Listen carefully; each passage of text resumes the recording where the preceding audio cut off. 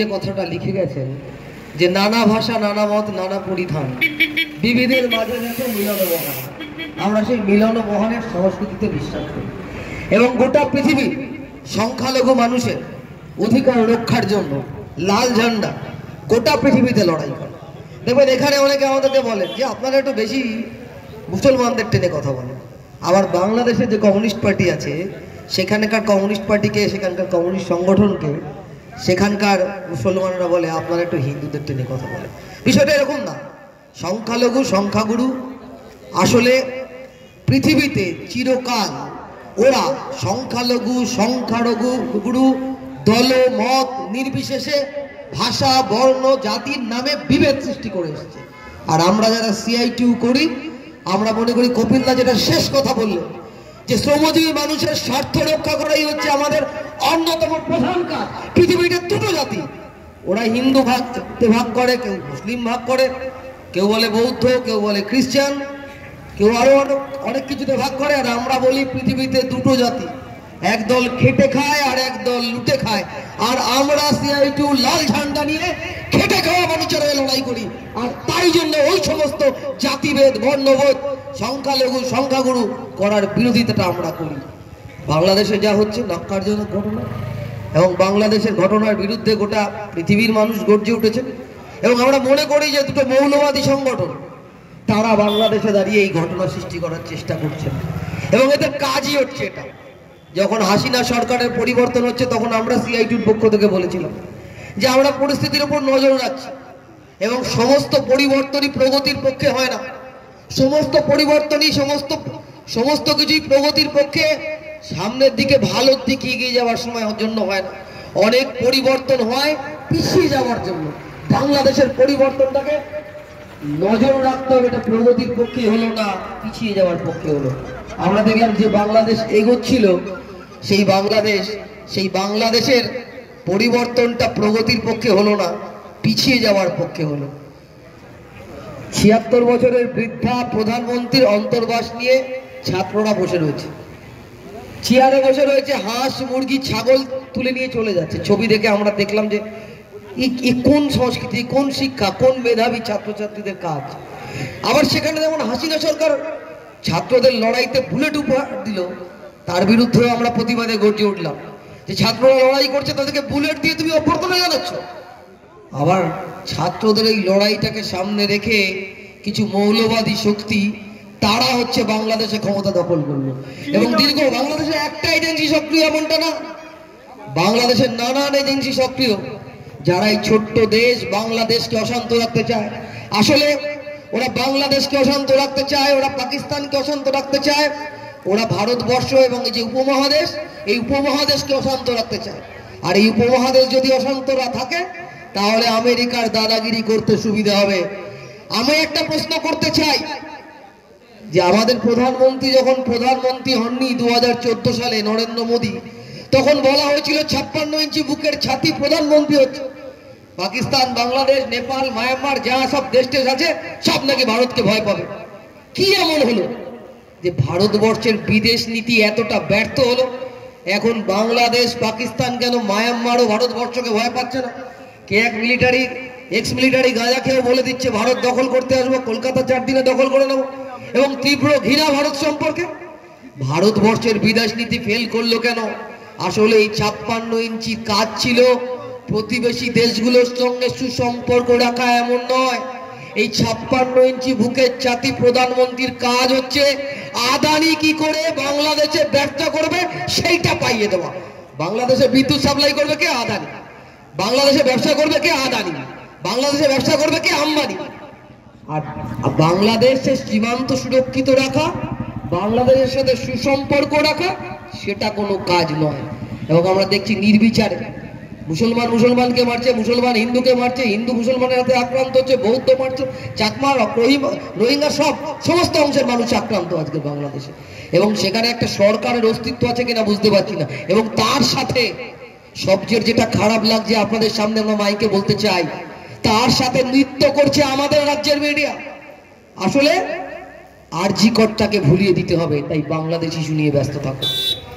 পেঁয়াজের দাম বাংলাদেশে যেমন জিনিসের দাম বেড়েছে 140 টাকা 240 টাকা কপিলদা হিসাব দিচ্ছিল, এখানে লোক রসুন কিনে রসুন কিনে ব্যাংকের ভল্টে রেখে দিচ্ছে 600 টাকা রসুনের দাম। ভুলিয়ে দাও জিনিসের দাম, ভুলিয়ে দাও। 6000 গাড়ি বন্ধ হয়ে গেছে বর্ডারে। এইখানে রয়েছে ছোট ছোট দোকানদার, রয়েছেন মুটিয়া মজদুর, রয়েছেন পরিবহনের সঙ্গে যুক্ত অসংখ্য শ্রমিক কর্মচারী। তাদের আর্থিক সমস্যা আরো বেড়ে গেছে, তাদের জীবন জীবিকা, তাদের রুটি রুজি আক্রান্ত। ভুলিয়ে দাও এই সমস্ত কিছু, এই সমস্ত কিছু ভুলিয়ে দাও। সন্ধ্যা থেকে টিভিতে নিয়ে বাংলাদেশ নিয়ে আলোচনা করো। সন্ধ্যেবেলা থেকে ঘন্টা খানেক দেখো রিপাবলিক বাংলার চেঁচামেচি দেখো, আর ঘন্টা খানেক দেখো খালি বাংলাদেশ বাংলাদেশ বাংলাদেশ।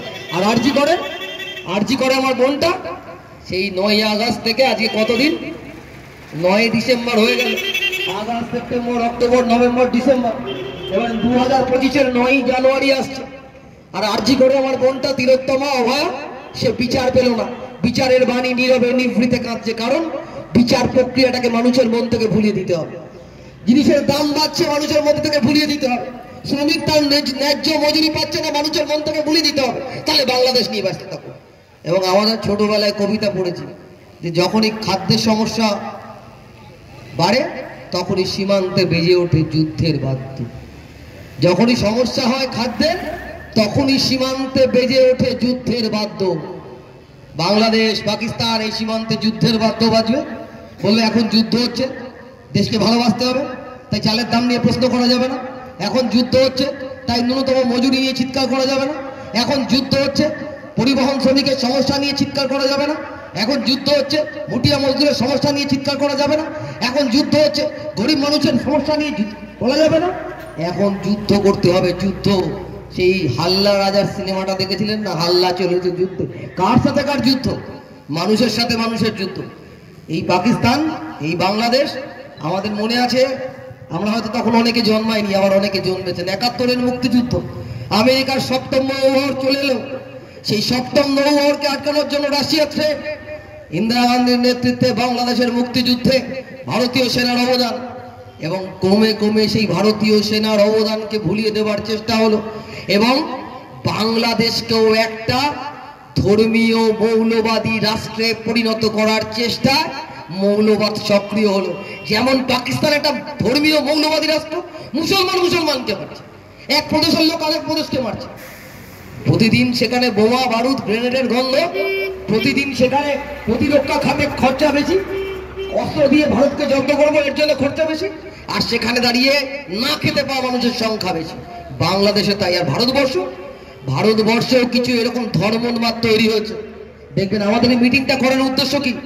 আপনার পাড়ায় হয়তো গিয়ে বলছে আপনাকে যে বাংলাদেশে হচ্ছে, চল এখানেও আমরা একটু সংখ্যালঘুদের টাইট দিয়ে দিই, চল এখানে আমরা, ওরা আমাদের ওখানে হিন্দুদের মারছে, চল আমরা এখানে একটু মুসলমানদের টাইট দিয়ে দিই। ভারতবর্ষ তার স্বাধীনতার সময় থেকে, ভারতবর্ষ যখন 15ই আগস্ট স্বাধীন হচ্ছে, ভারতবর্ষের প্রথম প্রধানমন্ত্রী জওহরলাল নেহেরু তার মধ্যরাতের ভাষণে, তখন তো টেলিভিশন ছিল না, ফেসবুক ছিল না, সোশ্যাল মিডিয়া ছিল না, হোয়াটসঅ্যাপ ছিল না, রেডিও ভরসা। আমার বড় জ্যাঠের কাছে শুনেছিলাম যে আমাদের বাড়ির সামনে বিরাট একটা জাতীয় পতাকার স্ট্যান্ড আছে।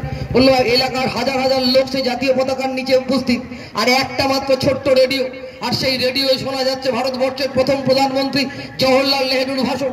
আর জওহরলাল নেহেরু সেই ভাষণের মধ্যে দিয়ে বলছেন যে ভারত নামে একটা আধুনিক দেশ আত্মপ্রকাশ করলো, যা সামনের দিকে এগোবে।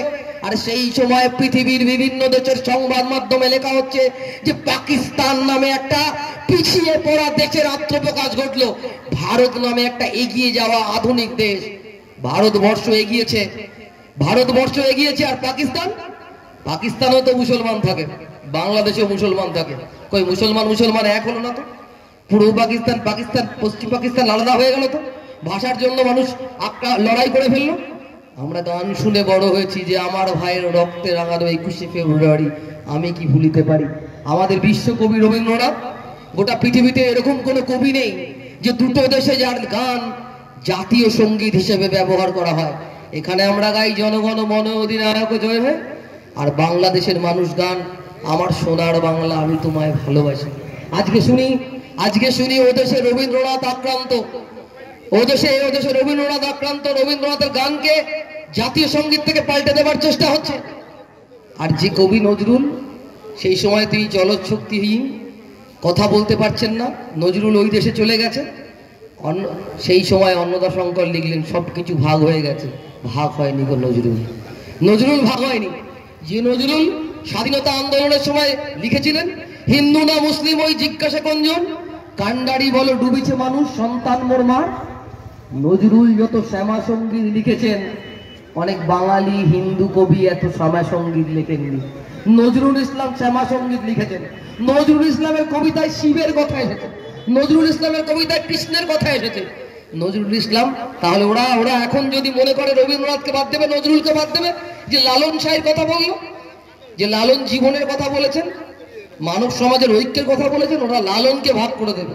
আর এ ভারতবর্ষে, এ বাংলায় আবার কিছু শক্তি সক্রিয় হয়েছে, যারা চাইছে, যেমন বাংলাদেশে ধর্মীয় হানাহানি, এক সম্প্রদায়কে মারছে, ওরা চাইছে ভারতবর্ষে এই ধর্মীয় হানাহানি হোক। আর ধর্মীয় হানাহানি হয়ে ভারতবর্ষ একটা হিন্দু রাষ্ট্র হিসেবে আত্মপ্রকাশ করুক।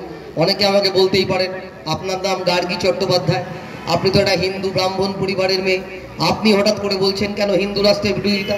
পাকিস্তান নামে যদি একটা দেশ থাকতে পারে, বাংলাদেশ যদি মৌলবাদী মুসলিম রাষ্ট্র হতে পারে, ভারত হবে না কেন? ভারত হবে না। ভারতবর্ষে শুধু হিন্দু মুসলমান নয়, রবীন্দ্রনাথের ভাষায় শকুন্দল পাঠান মোগল এক দে হলুলি, ভারতবর্ষের সমস্ত ধর্মের বর্ণের মানুষ বাস করে। এবং ভারতবর্ষ হচ্ছে সেই মহামানবের সাগরতী, যেখানে সমস্ত মানুষ বাস করে। এবং ভারতবর্ষের সংবিধানে ধর্মনিরপেক্ষতা লেখা আছে, এখানে সমস্ত ধর্মের মানুষ তার নিজের ধর্মাচরণ করতে পারে। ভারতবর্ষের সেই সময়কার স্বাধীনতার পর থেকে পাকিস্তানে ধর্মের নামে, জাতির নামে দাঙ্গা হয়েছে, পাকিস্তান টুকরো হয়েছে। পাকিস্তান চাঁদে যান পাঠাতে পারেনি, পাকিস্তান চাঁদে যান পাঠাতে পারেনি, পাকিস্তান মেডিকেল সায়েন্সে উন্নতি করতে পারেনি, পাকিস্তানে আধুনিক বিশ্ববিদ্যালয় তৈরি হয়নি, পাকিস্তানে আধুনিক কলেজ তৈরি হয়নি, পাকিস্তানের বিদ্যুৎ সমস্যা আজকে বাংলাদেশকে বিদ্যুৎ সাপ্লাই করতে হয়, এই বললাম আদানি এখন দিচ্ছে, ওখানে হয়নি বিদ্যুৎ কেন্দ্র। আর ভারতবর্ষ স্বাধীন হওয়ার পরে সেই সময়কার শাসকরা হিন্দু মুসলমান নিয়ে ব্যস্ত থাকেননি। তারা সেদিনকে করেছিলেন মেডিকেল কলেজ তৈরি, তারা সেদিনকে করেছিলেন ভাগড়া নাগাল বিদ্যুৎ প্রকল্প, দামোদর ভ্যালি কর্পোরেশন। ভারতবর্ষ বিদ্যুতে স্বয়ংসম্পূর্ণ হওয়ার চেষ্টা করেছিল। ভারতবর্ষ সেদিনকে দাঁড়িয়ে মহাকাশ গবেষণা এগিয়েছিল বলে আজকে চাঁদে চন্দ্রযান যাচ্ছে। সেদিন যদি তারা হিন্দু মুসলমান করত, সেদিন যদি মৌলবাদীদের হাতে দেশ চলে যেত, তাহলে পরে ভারতবর্ষ এগোতে পারতো না। ভারতবর্ষ সম্প্রীতির অন্যতম প্রতীক মহাত্মা গান্ধী 1948 সালের জানুয়ারি মাসে তিনি হচ্ছেন প্রার্থনা সভায়, তার বুকে গুলি লাগলো, তিনি হে রাম উচ্চারণ করলেন। গান্ধীজি তো মুখ দিয়ে হে রাম উচ্চারণ করে মারা গেছিলেন। গান্ধীজিকে মারলো কে? আর এক রাম, নাথুরাম, RSS এর লোক। আজকের ভারতবর্ষে শোনা যায় নাকি নাথুরামের মূর্তি হবে। কোন ভারতবর্ষ চাই আমাদের? গান্ধীর ভারতবর্ষ নাকি নাথুরামের ভারতবর্ষ? আমরা তো গান্ধীর ভারতবর্ষ চাই। গান্ধীজি প্রার্থনা সঙ্গীতে বলতেন, ঈশ্বর আল্লাহ তেরে নাম সবকো সম্মতি দে ভগবান। তিনি ঈশ্বর আল্লাহ দুজনকে সমানভাবে ডেকে বলতেন সবকো সম্মতি দে ভগবান। সেই গান্ধীজিকে লুটিয়ে পড়তে হলো। আর ভারতবর্ষ তারপরও ভারতবর্ষ সম্প্রীতির পক্ষে গিয়েছে। এই সময় দাঁড়িয়ে আমরা মনে করি যেখানে যেখানে সংখ্যালঘু নির্যাতন হচ্ছে তার বিরুদ্ধে আমাদের সোচ্চার হতে হবে। 3 দিন আগে তামিলনাড়ুতে 6 জন ছেলে দলিত, তারা মন্দিরে ঢুকেছে বলে তাদের খুন হয়ে যেতে হয়। এই ভারতবর্ষ, এমন ভারতবর্ষ তৈরি করতে চাইছে এখানে ব্রাহ্মণরা সবার উপরে থাকবে, শূদ্ররা সবার নিচে থাকবে। রোহিত ভেমুলা দলিত ছাত্র বলে তাকে আত্মহত্যা করতে হয়। বাকি কোন মুসলমানের বাড়ির ফ্রিজে কি মাংস থাকবে ওটা ছেড়ে দিন, আদিবাসী দলিত তারাও তো হিন্দু, তারাও আজকে আক্রান্ত হচ্ছে। এখানে খ্রিস্টান স্বামীকে, খ্রিস্টান ফাদারকে খুন হতে হয় ভারতবর্ষ। এই যে হানাহানির ভারতবর্ষ আমরা চাই না। আমরা চাই সমস্ত ধরনের সম্প্রদায়, সমস্ত মানুষ একসাথে থাকুক। এবং পাশাপাশি আমরা মনে করি যে ভারত সরকারকে নীরব দর্শক হয়ে থাকলে হবে না, চোখ বুঝে একেবারে নীরব দর্শক। আর মাঝে মাঝে এখানে হঠাৎ করে নতুন সনাতনী গজিয়েছে শুভেন্দু অধিকারী, ও হঠাৎ করে একটা উস্কানি দিয়ে পশ্চিম বাংলায় দাঙ্গার পরিবেশ। আসলে আরজি কর কাণ্ডকে বুঝতে পেরেছেন যে ভারত পশ্চিম বাংলার এগিয়ে থাকা মানুষ তারা বিজেপিকে আর পছন্দ করছেন না। লোকসভা ভোটের নিরিখে বুঝতে পারছেন যে পশ্চিম বাংলায় আস্তে আস্তে বিজেপির মাটি সরে যাচ্ছে। তাই এখানে সাম্প্রদায়িকতার চাষ করতে হবে। হিন্দু, মুসলিম, পূর্ববঙ্গ, পশ্চিম বাংলা, এখানে দাঁড়িয়ে দলিত, এই সমস্ত মানুষকে বিভাজন করতে হবে। আর বিভাজন করতে হবে বলে এরা হচ্ছে আরজি করের মেয়েটার জন্য বিচার চাইতে শুভেন্দু বাবুরা রাস্তায় নামেন না। জিনিসের দাম বাড়লে পরে এদের মিছিল হয় না। 2008 সালে আপনি দেখেছিলেন মিছিল হতো, মমতা বন্দ্যোপাধ্যায় এনামেলের থালা হাতে মিছিল করতো, এত দাম খাবো কি, বুদ্ধবাবু যাবে কি। আর এখন রসুনের দাম 600 টাকা হয়ে গেলে পরে আলু কিনতে গেলে, পেঁয়াজ কিনতে গেলে, লঙ্কা কিনতে গেলে আপনার সর্বস্ব জ্বললে পরেও এখন মিছিল হয় না, এত দাম খাবো কি, নরেন্দ্র মোদী যাবে কি। কারণ আপনাকে আমাকে হিন্দু মুসলমান করে খাইয়ে দাও, আর আমাদেরকে। আর সিআই2 তার 70 সালে তার জন্মলগ্ন থেকে সিআই2 সম্প্রীতির পক্ষে লড়াই করেছে। ভারতবর্ষ যখন স্বাধীনতার লড়াই করছে তখন ভারতবর্ষে দাঁড়িয়ে ট্রেড ইউনিয়ন আন্দোলন তৈরি হয়েছে সিআই2 নেতৃত্বে। কারা আজকে আপনাকে এখানে বলছে কথা, একটু কিছু বললে আপনি দেশকে ভালোবাসেন না রে, আরএসএস এর কাছ থেকে আমরা দেশকে ভালোবাসার পাঠ নেবো নাকি? যারা দেশদ্রোহী, যারা দেশকে ভালোবাসেনি, ব্রিটিশের দালালি করেছে, আজকে এই বিজেপির নেতাদের জিজ্ঞাসা করুন, ওদের বাপ ঠাকুর দাদারা ব্রিটিশের দালালি করেছিল আর ব্রিটিশদের বিরুদ্ধে বুক চিতিয়ে লড়াই করেছিল লাল ঝান্ডা। আপনি যান আন্দামান সেলুলার জেলে, কোন মোদি, কোন অমিত শাহ, বাপ ঠাকুর দাদার নাম ওখানে পাবেন না। আর আপনি সেলুলার জেলে আমার আপনার বাপ ঠাকুর দাদার নাম পাবেন, যারা দেশকে স্বাধীন করার জন্য লড়াই করেছিল। তারা চাননি যে দেশ টুকরো হোক, তারা চাননি এদেশে মৌলবাদ মাথা চারা দিক। তারা সেদিন দেশের জন্য লড়াই করেছিল। কেন দেশ স্বাধীন করেছিল? কিসের জন্য? দেশ স্বাধীন করেছিল দেশের সমস্ত ছেলে মেয়ে যাতে স্কুলে যেতে পারে। দেশ স্বাধীন হয়েছিল দেশের সমস্ত শ্রমিক যাতে ন্যায্য মজুরি পেতে পারে। দেশ স্বাধীন হয়েছিল দেশের কৃষক ফসলের দাম পেতে পারে। আজকে দাঁড়িয়ে কৃষকরা দিল্লির প্রান্তে আবার উপস্থিত হয়েছে তাদের লড়াই করবার জন্য। আবার দাঁড়িয়ে সর্বভারতীয় ধর্মঘটের প্রস্তুতি নিচ্ছে শ্রমিক সংগঠনগুলো। আজকে এখনো দাঁড়িয়ে স্বাধীনতার এত বছর পরে আমাদের বলতে হচ্ছে যে মুটিয়া মজদুরের জন্য, পরিবহন শ্রমিকদের জন্য দেশের সরকার কেন সামাজিক সুরক্ষার ব্যবস্থা করে না? সীমান্তে কাজ করেন, পিঠে টন বস্তার মাল নিয়ে যান, 55 বছর 60 বছর বয়স, কাজ শেষ। তারপর কি করবেন? পিঠের ব্যথা, ঘাড়ের ব্যথায় পড়ে থাকবেন। এখানে রয়েছে ভর্তি বিড়ি শ্রমিক রয়েছে, 55 বছর 60 বছরের পরে আর বিড়ি বাঁধতে পারবেন না। কি হবে? বাস চালাচ্ছেন, অটো চালাচ্ছেন, গাড়ি চালাচ্ছেন, পরিবহন শ্রমিক, জনপথ পরিবহন, লরি চালাচ্ছেন, লরির খালাসির কাজ করছেন, 60 বছর 65 বছর বয়স হয়ে গেছে, চোখে দেখতে পাচ্ছেন না, গাড়ি চালাতে পাচ্ছেন না। কি হবে? এদের সামাজিক সুরক্ষার কথা ভাববে কে? কেন সরকার ভাববে না? অনেকে বলে যে এদের সামাজিক সুরক্ষা কেন ভাববে না, তো নিজেরা চালায়। সরকার কি এদের চাকরি দিয়েছে? সরকার চাকরি দেয়নি ঠিকই, কিন্তু আমাদের দেশের জাতীয় উৎপাদনের 65% উৎপাদন করে এই মুটিয়া মজদুর, এই পরিবহন শ্রমিক, এই যে ছোট দোকানদার রয়েছে, ছোট দোকানদারের দোকানে কাজ করা শ্রমিকরা, তারা হচ্ছেন আমাদের দেশের 65% উৎপাদন করে, জাতীয় আয়ের 65%। জওহরদাদের মনে আছে, আমি তখন সদ্য ট্রেড ইউনিয়ন আন্দোলনে ঢুকেছি, কপিলদারও মনে আছে, 2007 সালের 8ই আগস্ট একটা ধর্মঘট হয়েছিল, অসংগঠিত শ্রমিকদের ধর্মঘট। এই পরিবহন, এই মুটিয়ারা, এই পরিবহন, জনপথ পরিবহন, এই রিক্সা চালক, এই ভ্যান চালক, এরা সেদিন ধর্মঘট করেছিল। সেদের সরকার সেদিন ধর্মঘটে কোনো নজর দেননি। বললো এরা ধর্মঘট করলে কি হচ্ছে, ট্রেন তো চলবে, বাস তো চলবে, স্কুল কলেজ তো খোলা থাকবে। ধর্মঘটের পরের দিনকে, সেই সময় কেন্দ্রীয় শ্রমমন্ত্রী ছিলেন অস্কার ফার্নান্ডেজ, তিনি ধর্মঘটের পরের দিনকে বলছেন যে কত হাজার কোটি টাকা খরচ, ক্ষতি হয়ে গেল এই অংশে শ্রমিকরা ধর্মঘট করলে পরে। আরে এরা আছে বলে সমাজ সভ্যতা চলছে, এরা আছে বলে, এরা হাল ধরে আছে বলে সভ্যতা এগোচ্ছে। বর্ডারে এরা কাজ করছে বলে বর্ডারে যাচ্ছে, এপার থেকে ওপারে মাল যাচ্ছে। বর্ডারে কে কেন্দ্র করে এত হাজার শ্রমিক, এই শ্রমিকদের কথা এই সরকার ভাবছে না। আমরা বলছি এই শ্রমিকদের স্বার্থে সরকারকে ভাবতে হবে, আর তাকে ভাবানোর জন্য সিআই2 সমস্ত ভাবে লড়াই করবে। এবং পাশাপাশি বাংলাদেশ করে মানুষের সমস্যাকে ভুলিয়ে দেওয়া যাবে না। আর বাংলাদেশের সমস্যা নিয়ে ভারত সরকারকে ভূমিকা পালন, তার মানে যুদ্ধ নয়, ভূমিকা পালন করতে হবে, ভূমিকা পালন, এবং যাতে পারস্পরিক সৌহার্দ্য, পারস্পরিক সম্প্রীতি থাকে। আর যে মানুষ মনের কোণে কোণে ভাবছেন, ঠিক 71 সাল হাজার মানুষ চলে এসেছেন এই বাংলায়। 1947-এর দেশভাগ, কলকাতা স্টেশন, সেই সময় তো কলকাতা সেক্টর নেই, হাওড়া স্টেশন, শিয়ালদা স্টেশন, হাতে টিনের সুটকেস, প্রচুর মানুষ নামলেন। আর এই বনগাঁ মহকুমা, বনগাঁ জুড়ে অসংখ্য মানুষ যারা সেদিনকে 47 সালের দেশভাগ, পারস্পরিক 46 সালে নোয়াখালীর দাঙ্গা, মহাত্মা গান্ধী স্বাধীনতার সময় দিল্লিতে ছিলেন না, তিনি ছিলেন এই কলকাতায়। নোয়াখালী থেকে কলকাতার দাঙ্গায় জ্বলছে, হাজার হাজার লক্ষ লক্ষ মানুষ তারা সীমান্ত পেরিয়ে বাংলায় এসছেন। তারা অনেকে হয়তো ভাবছেন তাদের এই সময়কার তাদের উত্তর পুরুষরা ভাবছেন যে সেদিন দাঁড়িয়ে ধাক্কা খেয়ে চলে এসেছিলাম, আজকে কেন আমরা ধাক্কা দেব না। আমরা একটা কথা বলি, স্বাধীনতার পরে এসে নতুন করে আপনারা ধাক্কা দেওয়ার কথা ভাবেননি, নতুন করে বাঁচবার স্বপ্ন দেখেছিলেন।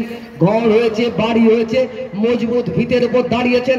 আর সেদিন এই উদ্বাস্তু সব হারা ছিন্নমূল মানুষের পাশে ওই Sealdah station, Howrah station, Bangaon border, Petrapole border, Ghoshadanga border, এই সমস্ত বর্ডার থেকে ওই কাঁদতে কাঁদতে এ বাংলায় আসা মানুষগুলোর পাশে ঢাল হয়ে দাঁড়িয়েছিল লাল ঝান্ডা। আর লাল ঝান্ডা দাঁড়িয়ে বলেছিল যে আপনাদের বাঁচবার জন্য আমরা পাশে আছি। আপনারা বেঁচেছিলেন, আর লাল ঝান্ডা আপনাকে শেখায়নি যে চলুন ওখান থেকে এসেছেন একটু প্রতিশোধ নিয়ে নি। লাল ঝান্ডা শিখিয়েছিল কি করে ভালো করে বাঁচতে হবে। তাই আমাদের ভালো করে বাঁচতে হবে। আর এই দেশটাকে পাকিস্তান বানানো যাবে না, এই দেশটাকে বাংলাদেশ বানানো যাবে না, এই দেশটাকে মৌলবাদের কারবার করা যাবে না। ওরা কেমন দেশ চায়? আমি একটা মেয়ে, আমাকে ঘরের মধ্যে ওরা আটকে রাখতে চায়। মেয়েরা বেরোতে পারবে না, মেয়েরা পড়তে পারবে না। আজকে দাঁড়িয়ে কি করে শুভেন্দু অধিকারী আরজি করেন নির্যাতিতার পক্ষে লড়বেন? কারণ হাঁসখালিতে যেমন পুড়িয়ে মারা হয় ধর্ষিতা মেয়েকে, হাসরাতে বিজেপির নেতারা পুড়িয়ে মারে ধর্ষিতা মেয়েকে। কাটুরা, উন্নাও, হাসরাতে মেয়েরা বিচার পায় না। বলে বেটি পড়াও, বেটি লিখাও, বেটি বাঁচাও। আর আমরা বিজেপির মুখে বুঝি যে বেটি পোড়াও, পড়াও না, বেটিকে পুড়িয়ে দাও। ওরা মেয়েদের মানুষ নয়, ওরা এইভাবে মেয়েদেরকে দেখে। বিজ্ঞান, ভূগোল, ইতিহাস সমস্ত কিছুতে ভুলিয়ে দিতে চায়। প্রগতির পথে ওরা বাধা হতে চায় এবং দেশের সংবিধানকে ওরা আক্রান্ত করতে চায়। এত তিরঙ্গার কথা বলে, ওরা তিরঙ্গা ঝান্ডাটাকে ভালোবাসে না। যে নরেন্দ্র মোদীর নেতৃত্বে দেশের ডিফেন্স সেক্টর বিক্রি হয়ে যাচ্ছে, ব্যাংক বিক্রি হয়ে যাচ্ছে, বিমা বিক্রি হয়ে যাচ্ছে, তিনি আমাদের দেশপ্রেমের পাঠ শেখান। 250 বছরের পুরনো ডিফেন্স ফ্যাক্টরি বিক্রি হয়ে গেল, দেশের নদী বন্দর, দেশের সমুদ্র বন্দর বিক্রি হয়ে যাচ্ছে, দেশের কয়লা খনি বিক্রি হয়ে যাচ্ছে, দেশের লোহার খনি বিক্রি হয়ে যাচ্ছে, দেশের রাষ্ট্রায়ত্ত ক্ষেত্র বিক্রি হয়ে যাচ্ছে, দেশের বিদ্যুৎ কেন্দ্র বিক্রি হয়ে যাচ্ছে। সে আপনাকে দেশপ্রেমের পাঠ শেখাচ্ছে। আর যখন আপনি দেশপ্রেমের পাঠে ভুলছেন না, তখন সবচেয়ে বেশি করে মানুষের মনে দাঙ্গা লাগানো, মানুষের মনে আগুন লাগানো। পৃথিবীতে কোনো ধর্ম দাঙ্গা চায় না, পৃথিবীর কোনো ধর্ম দাঙ্গা চায় না, হিন্দু ধর্মও চায় না। হিন্দু ধর্মের ইতিহাস কয়েক হাজার বছরের, আর বিজেপির ইতিহাস 40-50 বছরের ইতিহাস। 40-50 বছরের জন্ম নেওয়া বিজেপি, 100 বছরের জন্ম নেওয়া আরএসএস আমাকে হিন্দু ধর্মের পাঠ শেখাবে? আমার 100 বছরের বৃদ্ধজাটা আমাকে অনেক আগে হিন্দু ধর্মের পাঠ শিখিয়ে গেছে। আমি ওই নরেন্দ্র মোদী, অমিত শাহ, মোহন ভাগবতের কাছে হিন্দু ধর্মের পাঠ শিখবো? আমার হিন্দু ধর্ম কোনোদিনও কখনো বলিনি প্রতিবেশী দেশকে আক্রমণ করতে বা প্রতিবেশীকে আক্রমণ করতে। বরঞ্চ আমার হিন্দু ধর্ম বলেছে বসুধৈব কুটুম্বকম, গোটা পৃথিবী তোমার আত্মীয়। আমার বন্ধু পারভেজ আমায় বলেছে মুসলমান ধর্ম মানে কি, বলেছে একজন মানুষও যদি অভুক্ত থাকে প্রতিবেশী, তাহলে তুমি স্বর্গে যেতে পারবে না। তাহলে মুসলমান ধর্ম বলছে প্রতিবেশীকে খাওয়াও। আবার খ্রিস্টান ধর্ম, বাড়ির কাছে আমার চার্চ আছে, সামনাগর স্টেশনে যখন কলেজে পড়তাম সাইকেল রাখতাম, সামনাগর স্টেশনে চার্চের সামনে দিয়ে যেতে হতো। চার্চের বড় করে বোর্ডে লেখা রয়েছে লাভ দাই নেভার, তোমার প্রতিবেশীকে ভালোবাসো। তাহলে কোন ধর্ম আপনাকে শেখালো? আমাকে তো বিবেকানন্দ বলে গেছে, জীবে প্রেম করে যেইজন সেইজন সে বিধি ঈশ্বর। মানুষকে ভালোবাসার কথা কে কত বড় নরেন্দ্র মোদী আমাকে শেখাবে? খালি খুঁজে বেড়াচ্ছে কোন মসজিদের নিচে মন্দির ছিল, কোথায় ভাঙবে। এখনো খুঁজে পাচ্ছে না মমতা বন্দ্যোপাধ্যায়ের টালির চালার নিচে কত টাকা লুকিয়ে আছে। ও খুঁজে বেড়াচ্ছে কোন মসজিদের পেছনে কোন মন্দির আছে, খুঁজে বেড়াচ্ছে। কি দরকার আছে?